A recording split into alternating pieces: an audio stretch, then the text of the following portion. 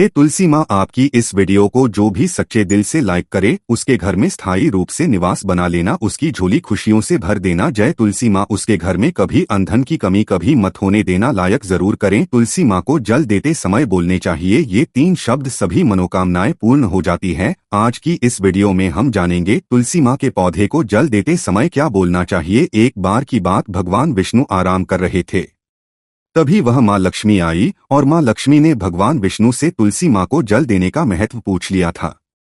तब भगवान विष्णु ने उन्हें उसका महत्व सुना दिया था। आगे देवी माँ लक्ष्मी कहती है, हे स्वामी, आपने मुझे तुलसी माँ को जल देने का महत्व तो बता दिया है, किंतु अब मेरे मन में यह जानने की जिज्ञासा हो रही है कि तुलसी माँ को जल कैसे देना चाहिए। तुलसी माँ को जल देने की सर्वोत्तम विधि है तथा तुलसी माँ को जल देने का मंत्र कौन सा है?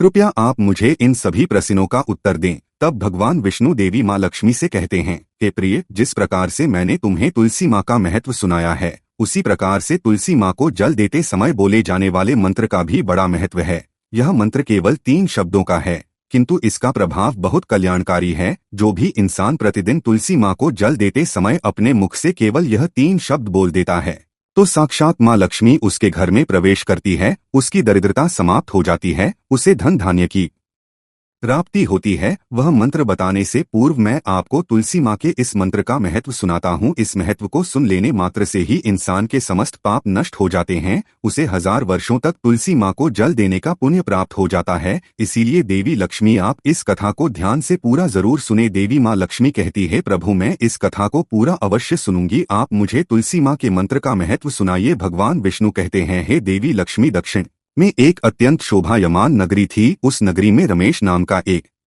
खोटी बुद्धि का ब्राह्मण रहता था। पापियों का तो वह शिरोमणि था। उसका जन्म एक ऐसे ब्राह्मण परिवार में हुआ था जो पाप कर्म करने वाले शास्त्र ज्ञान से शून्य थे। वह जन्म से तो ब्राह्मण था, किंतु कर्म वह अत्यंत दुराचारी था। वह ना पूजा पाठ करता, ना ध्यान करता, ना जप, ना हवन और ना ही मेहमानों का सत्कार करता था।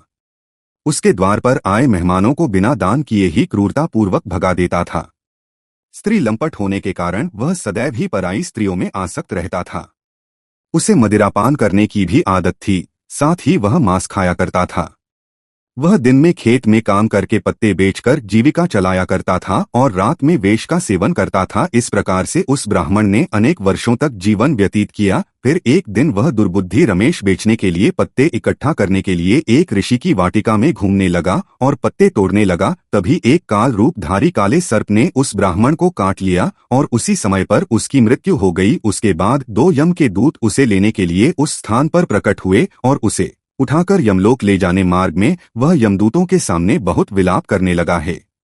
दूतों, मुझे कहाँ ले जा रहे हो? मुझे छोड़ दो, मेरे प्राण बख्श दो। किंतु यमदूत उसे यह कहते हुए ले जाने लगे, अरे दुष्ट ब्राह्मण, तेरे पाप कर्मों के कारण तुझे सांप ने काट लिया है। अब यम देव तुझे अवश्य घोर नरक में डाल देंगे। फिर यम के दूत उस ब्राह्मण को लेकर यमलोक पहुँचते हैं और यम देव के सामने खड़े हो जाते हैं। चित्रगुप्त उसका लेखा जोखा निकालते हैं और यम देव से कहते हैं, हे धर्मराज, इस ब्राह्मण ने बचपन से लेकर मृत्यु तक पाप ही पाप किया है, इसने कभी कोई पुण्य का काम नहीं किया है। फिर धर्मराज अपने दूतों से कहते हैं, हे दूतों, इस घोर पाप करने वाले ब्राह्मण को उठाकर ले जाओ और इसे नरक में डाल दो। फिर यम के दूत उस ब्राह्मण को ले जाते हैं और नरक की भयंकर अग्नि में धकेल देते हैं। अनेक वर्षों तक नरक में सजा भुगतने के बाद उस ब्राह्मण को दूसरे जन्म में एक बैल का शरीर मिलता है। बैल का जन्म, वह बोझ उठाने का काम करने लगा। उसका मालिक उससे दिन रात काम करवाने लगा। फिर जब उस बैल की शक्ति कम हुई तो उसके मालिक ने उसे एक लंगड़े आदमी को बेच दिया। उस लंगड़े आदमी ने उस बैल को खुद का बोझ उठाने के लिए उपयोग किया। वह उसकी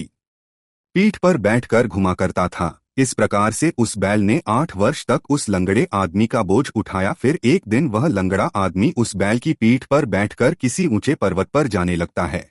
उस पर्वत पर देर तक चढ़ने के कारण वह बैल बहुत थक गया, उसकी शक्ति क्षीण हो गई और कुछ समय बाद वह बैल बहुत जोर से मूर्छित होकर जमीन पर गिर पड़ा और अंतिम सांसें लेने लगा। तभी वहां पर खड़े लोगों को उस बैल पर बड़ी दया आ गई और वे उसके मुख में पानी डालने लगे। फिर उन लोगों में एक पुण्यात्मा व्यक्ति था, उसने उस बैल का कल्याण करने के लिए अपना पुण्य उस बैल को दे दिया। उसे देखकर अन्य लोगों ने भी अपना अपना पुण्य याद करके कुछ पुण्य उस बैल को दे दिया ताकि उसे सके। उसी भीड़ में एक वेश्या भी खड़ी हुई थी। सभी लोग अपना पुण्य उस बैल को दे रहे थे। यह देखकर उस वेश्या ने भी अपना पुण्य उस बैल को दे दिया। कुछ देर बाद उस बैल की मृत्यु हो जाती है। फिर उस स्थान पर यमदूत आते हैं और उस बैल के शरीर से उस ब्राह्मण की आत्मा को निकालकर यमलोक ले जाते हैं। यमलोक ले जाने पर उसे यमदेव के सामने खड़ा किया जाता है और फिर चित्रगुप्त उसका लेखा जोखा देखते हैं तो वे आश्चर्य पड़ जाते हैं। उस वेश्या के द्वारा उस बैल को दिया हुआ पुण्य बहुत बड़ा होता है। उस पुण्य के प्रभाव से सभी जन्मों के पाप नष्ट हो जाते हैं।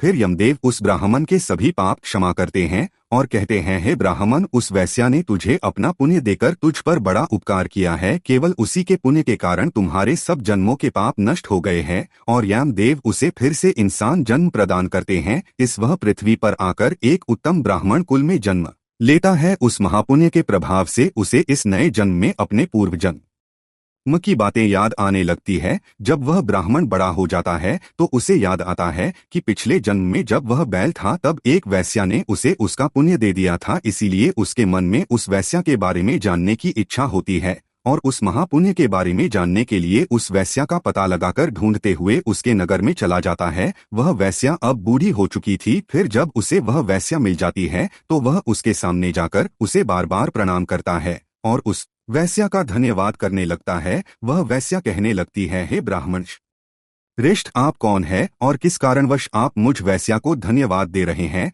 मैंने आपका कौन सा कार्य किया है जो आप मुझे नमस्कार कर रहे हैं? तब वह ब्राह्मण कहता है, माँ, मैं वही बैल हूँ जिसे तुमने अपना पुण्य दे डाला था। अपने पाप कर्मों के कारण मुझे पिछले जन्म में बैल होना पड़ा था। उस पर्वत पर जब मैं मर रहा था तो तुमने मुझे अपना पुण्य दिया था। तुम्हारे पुण्य के प्रभाव से ही आज मुझे फिर से इंसान जन्म मिला है। तुम्हारे द्वारा दिए गए उसी पुण्य के कारण मुझे अपने पूर्व जन्म की सारी बातें याद है। किंतु हे माँ, मैं आज यहाँ पर यह जानने के लिए आया हूँ कि तुमने मुझे उस पर अपना कौन सा पुण्य दिया था जिस कारण से मेरे सभी जन्मों के पाप नष्ट हो चुके हैं। मैं उस पुण्य के बारे में जानना चाहता हूँ। तब वेश्या ने कहा, हे ब्राह्मण श्रेष्ठ, मैंने तो अपने जीवन में कोई पुण्य के काम नहीं किए हैं, किंतु मेरे घर में एक तोता है जो पिंजरे में रहकर हमेशा कुछ बोलता रहता है, जिसे सुनकर मेरा अंतकरण पवित्र हो गया है। उसी तोते के द्वारा बोले गए मंत्र का पुण्य मैंने तुम्हें दिया था। फिर वह वैश्य और वह ब्राह्मण उस तोते के पास जाते हैं और उसे पूछने लगते हैं, हे सुख, तुम कौन सा मंत्र बोलते रहते हो जिससे हमारे जीवन का उद्धार हुआ है? यह मंत्र तुम्हें किसने सिखाया और इस मंत्र का क्या अर्थ होता है? तब उस तोते ने अपने पूर्व जन्म का वृतांत सुनाना आरंभ किया। वह तोता कहने लगा, हे ब्राह्मण श्रेष्ठ, पिछले जन्म में मैं एक ब्राह्मण था। मैं अपने ज्ञान के अहंकार में अंधा हो चुका था। मैंने कभी गुरुजनों का आदर नहीं किया, सदैव ही उनका अपमान किया। मुझे अपने ज्ञान पर इतना अधिक घमंड हो गया था कि जिस कारण से मेरा क्रोध बहुत अधिक बढ़ गया और मैं सभी से द्वेष करने लगा। अन्य मनुष्यों को तुच्छ समझने लगा, विद्वानों का भरी सभा में अपमान करने लगा। फिर कालांतर में मेरी मृत्यु हो गई और मुझे यमलोक ले जाया गया। पूज्य जनों और गुरुजनों का अपमान के कारण मुझे तोते के कुल में डाल दिया गया और मेरा जन्म एक तोते के रूप में हो गया। मेरे पाप कर्मों के कारण छोटी अवस्था में ही मेरा अपने माता पिता से हो गया। फिर मैं पेड़ की डाल पर बैठकर रो रहा था तो उसी स्थान से कुछ मुनि जा रहे थे। उन्होंने मेरी दयनीय पुकार सुनी और मुझे लेकर अपने आश्रम में चले गए। वहां उस आश्रम पर उन्होंने मुझे एक सुंदर पिंजरे में रखा और मेरा अच्छी तरह से ख्याल रखा। वे मुझे प्रतिदिन भोजन दिया करते थे और पढ़ाते थे। उस स्थान पर वे ऋषि मुनि, उनकी स्त्रियां और बालक सभी प्रतिदिन तुलसी माँ के पौधे को जल देते थे और उसके सामने एक मंत्र का जाप करते थे। उन्हीं के मुख बार बार उस मंत्र को सुनकर मैंने उसे रट लिया और तभी से मैं उस मंत्र को जान गया हूँ और वही मंत्र में दिन रात बोलता हूँ। उस मंत्र के प्रभाव से मेरी कभी मृत्यु नहीं हुई और मेरी आयु 100 वर्ष की हो गई और मैं इतने वर्ष जीवित रहा।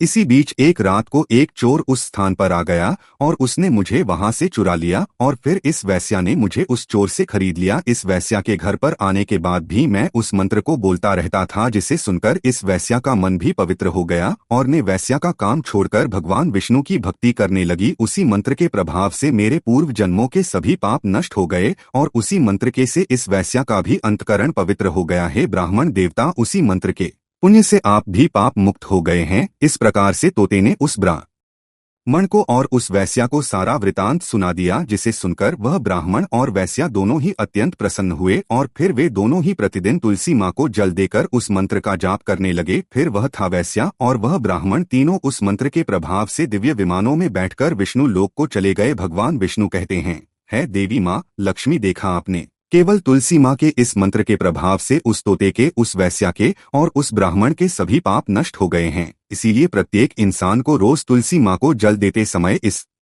एक मंत्र का उच्चारण अवश्य करना चाहिए। हे देवी, वह मंत्र इस प्रकार है, इसे तुम ध्यान से सुनो। ओम वृंदावन स्वाहा, ओम वृंदावन स्वाहा। भगवान विष्णु कहते हैं कि जो भी स्त्री प्रतिदिन तुलसी माँ के समक्ष इस मंत्र का उच्चारण करेगी वह सौभाग्यशाली बनेगी। जो भी पुरुष तुलसी माँ के सामने इस मंत्र का उच्चारण करेगा उसे अक्षय धन की प्राप्ति होगी। जिस घर के सामने प्रतिदिन तुलसी माँ की पूजा की जाएगी उस घर में साक्षात लक्ष्मी का वास होगा। तुलसी माँ का यह मंत्र राजकल्पत्रु है। यह समस्त फलों को प्रदान करने वाला है। जो भी तुलसी माँ के इस मंत्र का उच्चारण करेगा उसे संपूर्ण सिद्धियां प्राप्त होंगी। स्त्रियों को सदैव ही स्नान करके अपने बाल बांधकर मांग में सिंदूर भरकर प्रतिदिन तुलसी माँ को जल देना चाहिए और इस मंत्र का उच्चारण करना चाहिए। रोज तुलसी माँ के पौधे की परिक्रमा करनी चाहिए, इससे सभी दोष नष्ट हो जाते हैं। प्रतिदिन शाम के समय तुलसी माँ के पास दीपक जलाना चाहिए और तुलसी माँ के पास बैठकर भगवान विष्णु की आराधना करनी चाहिए। तुलसी माँ के पास दीपक जलाने से इंसान को धन धान्य की प्राप्ति होती है। हजारों अमृत के घड़ों से नहलाने पर भी श्री हरि को उतनी तृप्ति नहीं होती जितनी वे मनुष्यों के द्वारा तुलसी माँ का एक पत्ता चढ़ाने से प्राप्त करते हैं। 10,000 गाय के दान से मानव जो फल प्राप्त करता है वही फल तुलसी माँ पत्र के दान से पा लेता है। जो मृत्यु के समय अपने मुख में माँ पत्र का जल पा जाता है वह संपूर्ण पापों से मुक्त होकर भगवान विष्णु के धाम जाता है। भगवान विष्णु कहते हैं, पूर्णिमा, अमावस्या, द्वादशी और सूर्य संक्रांति के दिन मध्याह्न काल रात्रि और अशोच के समय तेल लगाकर बिना स्नान किए अथवा बिना हाथ पैर धोए रात्रि के वस्त्र पहनकर तुलसी माँ के पत्र तोड़ता है वह महापाप होता है। श्राद्ध, व्रत, दान, प्रतिष्ठा तथा देव पूजा के लिए तोड़े हुए माँ पत्रबासी होने पर भी 3 रात्रि तक पवित्र ही रहते हैं। तुलसी माँ का एक एक पत्ता ना तोड़कर पत्तियों के साथ अग्रभाग को तोड़ना चाहिए। तुलसी माँ की मंजूरी सब फूलों से बढ़कर मानी जाती है। मंजरी तोड़ते समय उसमें पत्तियों का रहना भी आवश्यक माना गया है। पूज्य भाव से पौधे को हिलाए बिना तुलसी माँ के अग्रभाग को तोड़ना चाहिए। इससे पूजा का फल लाख गुना बढ़ जाता है। तुलसी माँ के पत्तों को कभी नाखून से नहीं तोड़ना चाहिए, इससे पाप लगता। रात्रि में तुलसी माँ के पौधे को स्पर्श ना करें अथवा उसके पत्ते ना तोड़े, ऐसा करना अशुभ माना गया है। रात्रि में तुलसी माँ का पौधा निद्रा अवस्था में होता है, ऐसे में पत्ते तोड़ने पर पाप ही लगता है। गुरुवार के दिन तुलसी माँ के पौधे में थोड़ा सा कच्चा दूध अर्पित करें। दूध चढ़ाते समय नमो भगवते वासुदेवाय नमः इस मंत्र का जाप अवश्य करना चाहिए। तुलसी माँ के पौधे के पास शालिग्राम रखें, उस पर तिल चढ़ाएं। पूजा में तुलसी माँ और शालिग्राम को दूध में भीगी हल्दी का तिलक अवश्य करें। शालिग्राम पर तुलसी माँ पत्र रखकर चंदन लगाना चाहिए। अगर कोई महिला मासिक धर्म से है तो वह तुलसी माँ की पूजा न करें। मासिक धर्म के दौरान तुलसी माँ को स्पर्श करने से घोर पाप लगता है, इस स्त्री की दुर्गति होती है।